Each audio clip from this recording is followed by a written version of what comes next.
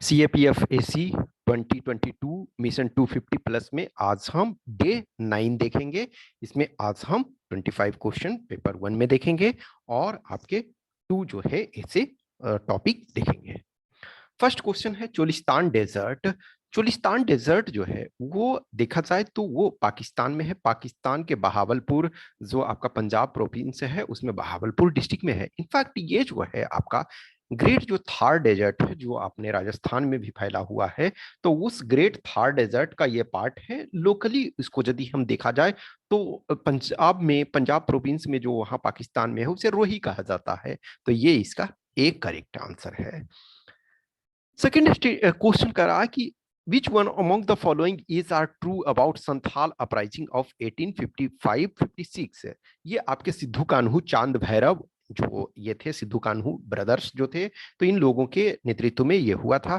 तो फर्स्ट करा कि the Santhals were determined to expel the British government. Yes, वो चाहते थे कि यहाँ से जो ब्रिटिशर्स हैं उनको एक्सपेल कर दिया जाए। उसके बाद ही देखोगे फिर संथाल परगना का डेवलपमेंट क्रिएशन हुआ कि संथाल वहां बसे। तो फर्स्ट स्टेटमेंट तो सही है आपका कि जो संथाल डिटरमाइंड थे कि एकदम इनको खदेड़ देना है ब्रिटिशर्स को।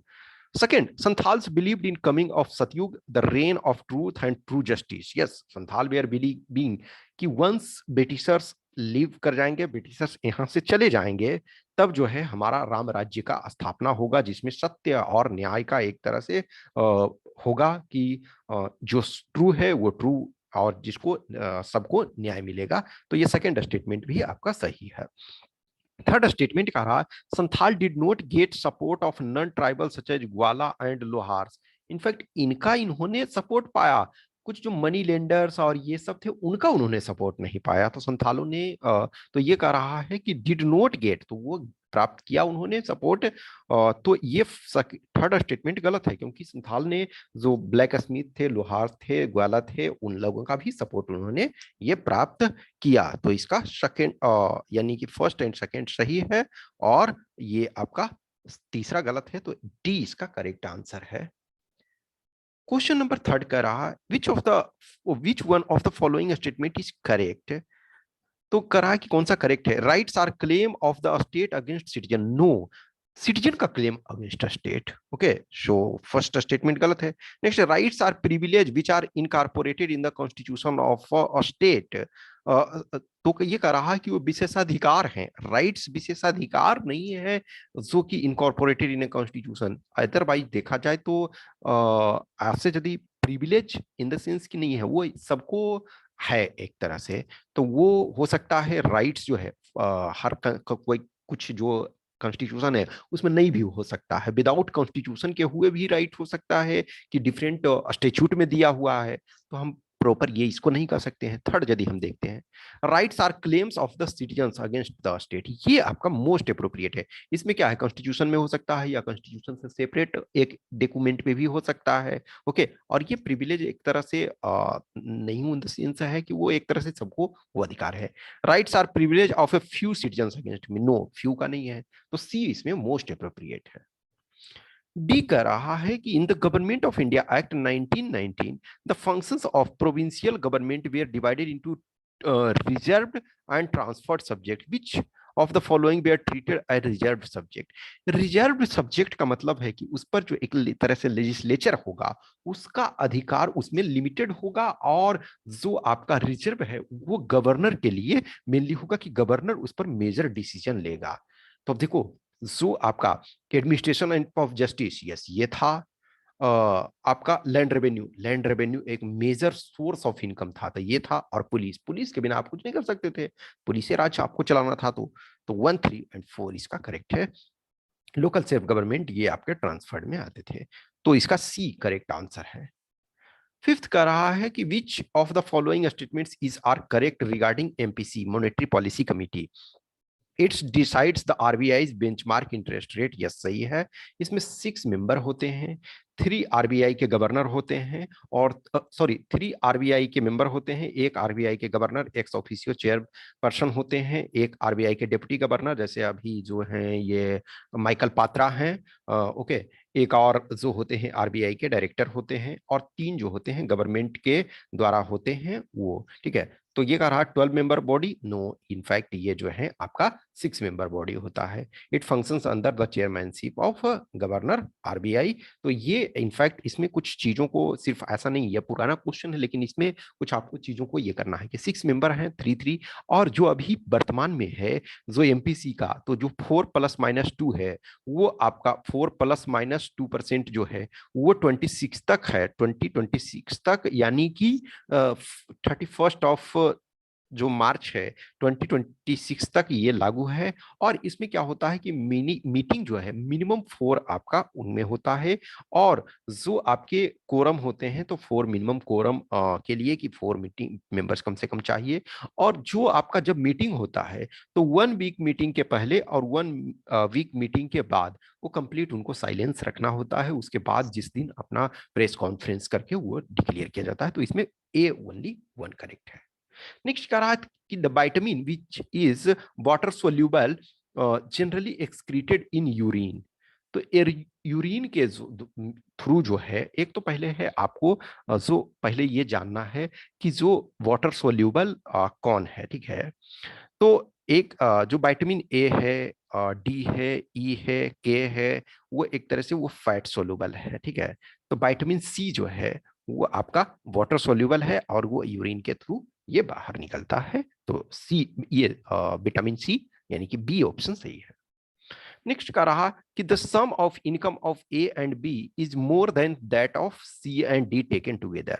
The sum of income of A and C is same at that of B and D taken together. Moreover A earns half as much as the sum of income of B and D, which income is the highest. तो जो दिया हुआ पहले हम उसको करेंगे। तो ए plus B का जो इनकम है वो ग्रेटर देन है सी प्लस डी के इनकम का। फिर ये कह रहा कि ए प्लस सी का जो इनकम है वो इक्वल है बी प्लस डी के इनकम का। फिर एक स्टेटमेंट, ये तीसरा स्टेटमेंट कह रहा ए जो है उसका जो है बी प्लस डी का हाफ है। अब हम एक ऐसा केस मान ले जस्ट थोड़ी देर के लिए, एक ध्यान रखो कि ए प्लस बी का जो है सी प्लस डी के बराबर है। ओके, सॉरी, ए प्लस बी का जो है सी प्लस डी के से ज्यादा है, और ए प्लस सी जो है वो बी प्लस डी। तो हम एक ऐसा एक जस्ट स्पेसिफिक केस माने कि ए यदि है सी के बराबर है, थोड़ी देर के लिए हम माने ए इक्वल टू सी है। तो यदि ए इक्वल टू सी है और तो बी इक्वल टू डी, और तो यहाँ क्या आप समझ रहे हैं, तो ए इक्वल टू ए हो जाएगा, तो बी क्या होगा, ग्रेटर देन डी हो जाएगा। इसका मतलब है कि बी का आपका इसमें हाईएस्ट है, क्योंकि ये भी आपको तीनों स्टेटमेंट को देखना है। तो इस अनुसार में क्या ए, हम जस्ट माने कि ए इक्वल टू सी, क्योंकि A plus C B plus D है। तो ए प्लस आपका ए इक्वल टू सी मान ले तो क्या हो जाएगा, बी जो होगा डी से बड़ा होगा, यानी कि ए, और ये भी आप देख रहे हो A plus B greater than C plus D, और A plus C equal to आपका बी प्लस डी। इसका मतलब ए और सी इक्वल है, तो इसका मतलब है कि बी इसमें से ज्यादा हाईएस्ट नंबर होगा, तो बी जो होगा हाईएस्ट होगा, ठीक है। तो इसका बी होगा। नेक्स्ट आपका है arrange the following conquest of Alauddin Khilji in chronological order. तो अलाउद्दीन खिलजी देखोगे गुजरात पे पहले विजय प्राप्त किया, वो तो 1299 में। अब गुजरात पे जब अटैक किया ना, तो इसमें लूट का कुछ जो डिस्ट्रीब्यूशन था, तो पहले जो क्या करते थे कि लूट में जो लूटने वाले होते थे उनको थोड़ा ज्यादा देते थे। अलाउद्दीन खिलजी बोला हम सिकंदर एहसानी बनना चाहते हैं, सेकंड अलेक्जेंडर बनना चाहते हैं, जिसको तिसको हराना चाहते हैं, तो हमें तो सेना अधिक रखने की जरूरत है, तो रुपया अधिक चाहिए। तो बोला कि लूटे में बुट्टी में जो होगा वो हिस्सा हमारा ज्यादा होगा। तो इस वजह से कुछ लोगों ने बगावत कर दिया, और वो बगावत करने के बाद वो लोग जो बगावती थे उनको ये अलाउद्दीन खिलजी बोला कि कोई मर्सी नहीं, उनको सबको सजा मिलेगी। तो कुछ लोग रणथंभौर में भाग गए, रणथंभौर के में शरण लिए। तो रणथंभौर के राणा हमीर थे, तो इसने फिर 1299 में गुजरात पे अटैक किया। अब यहाँ से लोग, कुछ लोग यहाँ विजय के बाद इसके अपने लोग यहाँ छुपे, यहाँ गए, तो 1301 में इन लोगों को अब मारा, इन लोगों इस पर रणथंभौर पे अटैक किया, ठीक है। फिर उसके बाद जो है 1303 में चित्तौड़ पे ये किया। आप ये जानते हो कि जो भी है पद्मावत, पद्मावती और ये। फिर उसके बाद बारंगल, जब इधर देखा कि अब ये सब तो सारा जीत लुक चुके, तो अब साउथ इंडिया में मलिक काफूर को भेजा। तो ये है 1310। तो आपका 2143, 2143, ओके। तो सी इसका करेक्ट आंसर। नेक्स्ट का रहा कि 15 students failed in the class of 52। तो 52 में 15 फेल हो गए, ठीक है 52 में। तो अब कह रहा removing names of failed student, fail students को हटा दिया गया। अब मेरिट ऑर्डर इसमें बनाया गया। तो जो ये रमेश है उसका 22वां ऑर्डर टॉप से है, तो उसका लोअर से क्या होगा। तो ये देखो 15 हटा दिया गया तो बच्चे कितने 37। अब ऊपर से जो रमेश है वो 22 है, तो 22 है, इसका मतलब क्या है 21 ऊपर है। तो नीचे कितने होंगे, तो 21 और एक ये 22 हो गया। तो 22 और 37 है तो 15 नीचे हुआ। तो 15 नीचे हुआ तो नीचे से इसका क्या रैंक होगा 16th होगा। 15 नीचे है एक इसका रैंक तो 16th हो जाएगा, तो सी इसका करेक्ट आंसर है। नेक्स्ट का रहा है कि which one of the following was not the outcome of battle of Plassey in 1757। तो देखो बैटल ऑफ पलासी का रहा Mughals were cut to size. Actually Mughal direct involve नहीं थे, बंगाल के नवाब जो थे वो इन्वॉल्व थे, तो मुगल को कोई फर्क नहीं पड़ रहा था इससे। ऑब्वियसली देखा जाए कि मुगल के सोजरेनिटी में ये लोग देखा जाए इनडायरेक्ट वे में मुगल डायनेस्टी के अंदर थे, लेकिन डायरेक्ट जो है मुगल को कोई फर्क नहीं पड़ा। तो ये कह रहा है कि Mughal were cut to size नहीं, यही आपका ये गलत स्टेटमेंट है, तो यही हमारा आंसर हो जाएगा। अब आगे भी हम देख लेते हैं कि the battle paved the way for British rule in India. Yes ये तो स्टेटमेंट सही है। The battle enabled the British to use revenue of Bengal to raise the strong army, ये भी सही है। The battle raise the British to the status of a major contender for the Indian empire, ये भी सही है, तो ए इसका गलत है। नेक्स्ट का रहा कि Gopal bought a cell phone and sold it to Ram to 10% profit. Then Ram wanted to sell it back to Gopal at loss of 10%.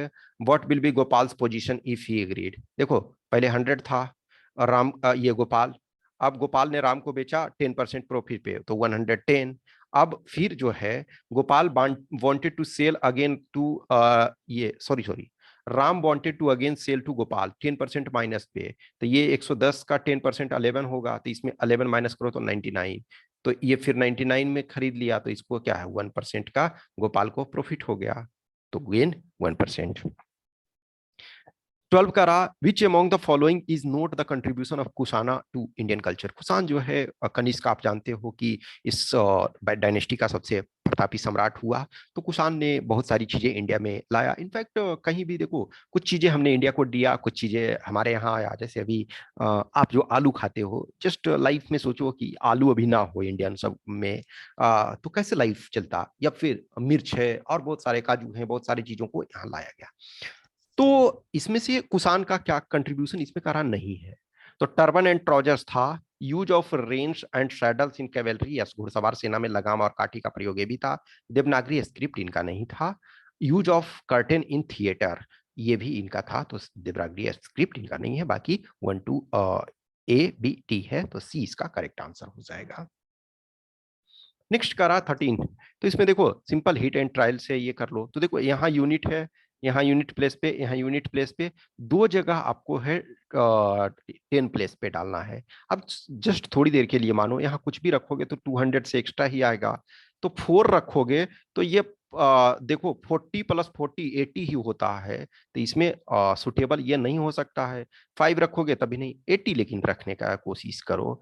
तो ये आप 80 जब रखोगे तो 80 80 एक तरह से क्या हो जाएगा, वो 83 हो जाएगा प्लस 81 हो जाएगा, तो 164 ऐसे ही हो जाता है। फिर इसमें से ऐड करोगे तो 28 ऐड करो, तो 28 ऐड करोगे तो कितना हो गया 192 हो गया। फिर आप इसमें ये 18 ऐड करो। ओके ओके सो ठीक है, तो इसको आप ऐड करोगे 83 8 8 16 164, ठीक है। तो इसमें फिर 28 ऐड करो तो ये 192 हो गया। फिर इसमें से आप 8 ऐड करो, 18 ऐड करो, फिर 8 ऐड करो तो ये 218 आ जाएगा। इधर 8 ऐड करो तो 218, मतलब तो 280 218 इक्वल हो गया, तो इसका मतलब 8 है। ओके नेक्स्ट आपका है with reference to proposals of Cripps mission, consider the following statements. Kara Constituent Assembly would have members nominated by the Provincial Assembly as well as princely states. तो एक्चुअली प्रोविंशियल असेंबली से elect होना था और princely state से nominate होना था, तो first statement गलत हो गया। नेक्स्ट है statement B, any province which is not prepare to accept the new constitution would have the right to sign a separate agreement with British regarding the future status. ये आपका सही है, तो B इसका करेक्ट आंसर हो जाएगा। Second कह रहा है कि no support 15 number, no supporters of party X who knew Z and supported the campaign strategy agreed for the alliance with party Y, but some of them had friends in party Y.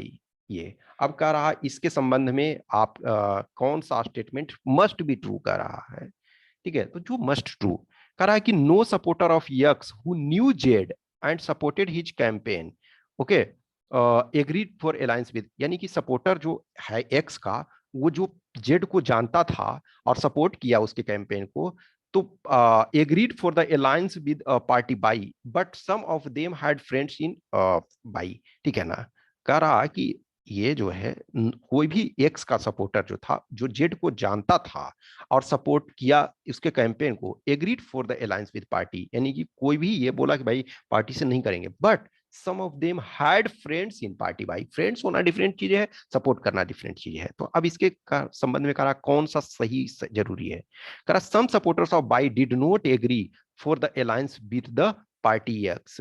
तो party X के बारे में तो ये यहाँ clear नहीं कर रहा, तो हम इसमें कुछ नहीं कर सकते हैं, सर्टेन से नहीं कर सकते हैं। नेक्स्ट है, there is at least one supporter of Y who knew some supporter of party X as friends. Yes, तो ये तो आपका सही है कि एज ए फ्रेंड के तौर पे जानते थे, सपोर्ट करना डिफरेंट चीज है, तो ये आपका मस्ट ट्रू है। No supporter of party X supported जेड्स कैंपेन स्ट्रेटजी, तो हम इसको सर्टेनिटी से कुछ नहीं कह सकते हैं। No supporters of party X knew, ये तो ऑलरेडी गलत है, तो बी इसका करेक्ट आंसर है।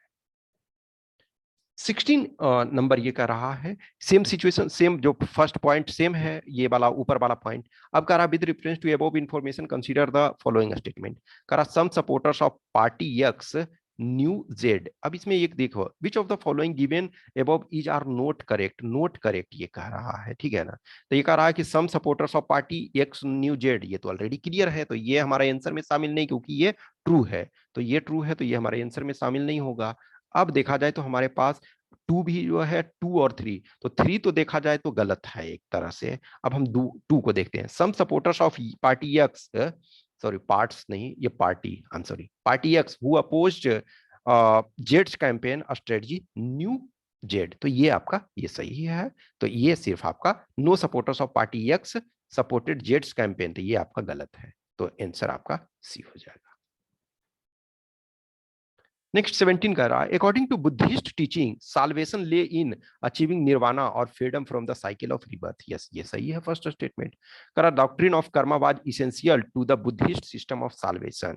तो ये जो है डॉक्ट्रिन ऑफ कर्मा जो है, वो आपका बुद्धिस्ट कौन सो आपका सिस्टम था, उसमें जरूरी था। और बुद्धिस्ट अब ये कह रहा है कि ये जो है एक्सप्लेनेशन सही है, क्यों, क्योंकि देखो डॉक्ट्रिन ऑफ कर्मा ये कहता है कि वो आपका इसेंशियल है साल्वेशन के लिए। अब साल्वेशन के लिए कर्म जब कर रहे हो, तो इसी कर्म से तो आपको छुटकारा मिल रहा है, और आप जो है साइकिल ऑफ रिवर्स जो होता है कि again again again different different आप योनि में जन्म ले रहे हो, तो उससे छुटकारा मिलेगा। तो कर्म से आपका इसका इस छुटकारा मिल जाएगा, तो ये एक्सप्लेनेशन सही है। 18 करा quit India movement 1942 was perhaps the most powerful mass movement faced by the British in India. Yes, इसके बाद तो इनको लग गया था कि अब हम यहाँ रहने वाले नहीं है, यहाँ से हमको अब तो जाना ही है, टाइम जो भी लगे, लेकिन अब जाना है, क्योंकि इतने मास लेवल पे चीजों को ये हो गया था। ओके, सो फर्स्ट सही है। नेक्स्ट है, the mass upsurge in the quit India movement made the British realise the inevitability of Indian independence. Yes, उनको अब लग गया था कि अब इंडिया आजाद होकर रहेगा, अब हमें कोई यहाँ अधिक दिन तक नहीं रख सकता है, ये बस मेरा टाइम का है कि कितने दिन हम रहेंगे। तो ये दोनों सही है, एक्सप्लेनेशन भी आपका सही है। 19 का रहा, Brahmo Samaj was a socio reformist organisation of the 19th century of Bengal, Raja Ram Mohan Roy, सही है।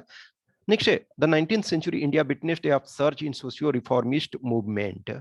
यस, ये जो है 19th सेंचुरी ने बहुत सारे सोशियो रिफॉर्मिस्ट मूवमेंट को ये देखा, और कहीं ना कहीं वो उसका एक परिणाम था कि जब बहुत सारे मूवमेंट हुए, उसमें से एक मूवमेंट ब्रह्मो समाज भी था। तो कहीं ना कहीं इसका इम्पैक्ट वो वैक्यूम में ऑब्वियसली यदि देखा जाए तो राजा राम मोहन राय एक पायनियर थे, लेकिन इसने बहुत सारे मूवमेंट को देखा, और उसमें से एक मूवमेंट ये भी था। तो ये आपका स्टेटमेंट भी सही है, और एक्सप्लेनेशन भी, करेक्ट एक्सप्लेनेशन भी है, तो ये सही है। नेक्स्ट आपका है 20, plantation farming has mostly been practice in humid tropics. तो ये कह रहा कि प्लांटेशन जो है वो ज्यादातर जो आपका ह्यूमिड ट्रॉपिक्स में होता है। ये फर्स्ट स्टेटमेंट सही है। नेक्स्ट कह रहा the soil in humid tropics fertile. No, humid tropics में सॉइल उतना फर्टाइल नहीं होता है। ठीक है, तो इतना या ज्यादा ये फर्टाइल नहीं होता है। तो सेकेंड स्टेटमेंट ये आपका गलत है। अब देखो इसमें क्या है कि जो आपका प्लांटेशन अदरवाइज नॉर्मल जब हम क्रॉपिंग का रेगुलर क्रॉपिंग का करते हैं तो उसमें फर्टाइल लैंड की जरूरत होती है। लेकिन प्लांटेशन क्रॉपिंग में क्या होता है कि उतना ज्यादा फर्टाइल की जरूरत नहीं होती है, क्योंकि एक बार पेड़ वो लग गया तो वो लंबे समय तक चलते रहता है, धीरे धीरे उसको थोड़ा थोड़ा भी मिलता रहता है। लेकिन जो क्रॉप 3 महीने में लगाते हो, ये फसल तैयार करते हो 4 महीने में, तो उसको ज्यादा जरूरत होती है। ओके, तो ये फर्स्ट स्टेटमेंट सही है, सेकेंड गलत है, तो सी इसका करेक्ट आंसर हो जाएगा। नेक्स्ट करा how many diagonals can be drawn by joining the vertices of an octagon. तो कोई भी ऑक्टागन है तो इन नॉर्मल यदि है कि आप डायगोनल जब यदि ये मान के चलो आप 8, थोड़ी देर के लिए मानो कि ये सही 8 वाला आपका बन गया, तो डायगोनल देखो ये साइड को तो डायगोनल नहीं कहेंगे, तो इसको मिलाओगे तब डायगोनल होगा, इसको मिलाओगे तब डायगोनल होगा, इसको मिलाओगे तब डायगोनल। इसका मतलब है कि जस्ट क्लोज वाला में हम नहीं मिलाएंगे तो ये क्या होगा, यदि दोनों में सिर्फ किसी दो में मिलाना होता तो 8C2 होता, लेकिन इसमें -8 करेंगे। इसका अब यदि है तो इससे नहीं होगा, इससे नहीं होगा, सेम सिचुएशन, इसका इससे नहीं होगा, इससे नहीं होगा, तो 8C2 -8 होगा। तो 8C2 8 इंटू 7/2 -8 तो इक्वल टू 28 -8 तो 28, सॉरी 20 वर्टिसेस होगा। ओके, सो 20 आपका correct answer. 22 question number, which one among the following tribes practises fraternal polyandry. तो कह रहा है कि भ्रातृ बहुविवाह का ये प्रचलन है। तो इसमें से जो आपका है जो गिवन ऑप्शन है इसमें आपका जो है तोड़ा हो जाएगा। ओके, तोड़ा जो है वो आपके नीलगिरी में पाए जाते हैं। 23 का रहा है कि सॉलिड क्यूब है 3 सेंटीमीटर का साइड का, उसको painted on all it's faces. जो 6 फेसेस है, 6 फेस है वो, ठीक है, 6 फेसेस, ऑल 6 फेसेस को वो पेंट कर दिया गया है। ओके, ठीक है, तो ऑल 6 फेसेस को पेंट कर दिया गया। ओके, अब इसको कह रहा है कि स्मॉल और स्मॉल सिंगल 3 यूनिट 3 यानी कि इसको 1 सेंटीमीटर में बांटा गया, तो 1 सेंटीमीटर में काटा गया, तो इसका मतलब है एवरी में 9 एवरी, ये यानी कि ये 3 इंटू 3 यानी कि 3 इंटू 3 तो टोटल कितना हो जाएगा, 27 हो जाएगा। अब देखो कह रहा है कि ऐसा जिसमें एग्जैक्टली 2 फेसेस पेंटेड हो, तो 2 फेसेस पेंटेड में तो ये 3 करेंगे, तो एक जो अंदर वाला एकदम होगा उसमें कोई पेंटेड नहीं होगा, तो एक जो होगा जिसमें कोई पेंटेड नहीं होगा। लेकिन अब जो कॉर्नर पे है, तो हर आपका जो 8 कॉर्नर होगा, तो उस 8 कॉर्नर में जो होगा 3 फेसेस पेंटेड होंगे, ठीक है, और 6 एवरी जगह, एवरी बीच बीच में हर फेस का जो होगा 6 होगा, उसमें सिंगल आपका पेंटेड होगा। तो 27 माइनस 1 + 8 + 6 तो 27 और -15 इक्वल टू 12 होगा, जिसमें 2 पेंटेड होंगे। ओके, सो इसको आप देख सकते हो रूबिक क्यूब के मदद से। ओके, तो ये आपका ए है करेक्ट आंसर। नेक्स्ट का रहा 24 नंबर।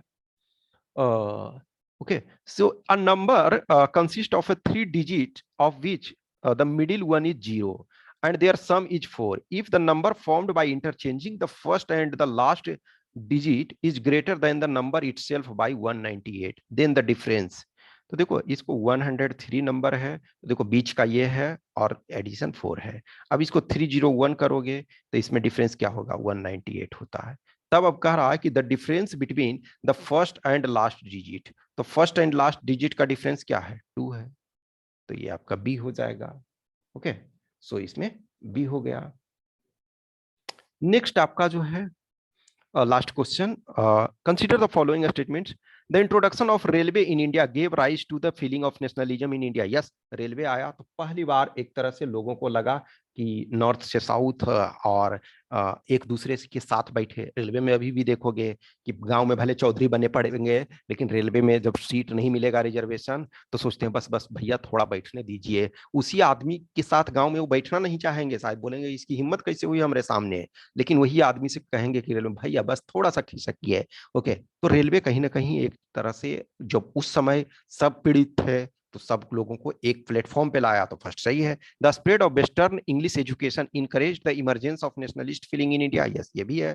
ब्रिटिशर्स जब ये इंडियन को शोषण कर रहे थे तो इंडियन को लगा हाँ अब जो है हम इंग्लिश एजुकेशन पढ़े तो ये उन लोगों के बारे में जाने, तो इनको में नेशनलिस्ट फीलिंग आया।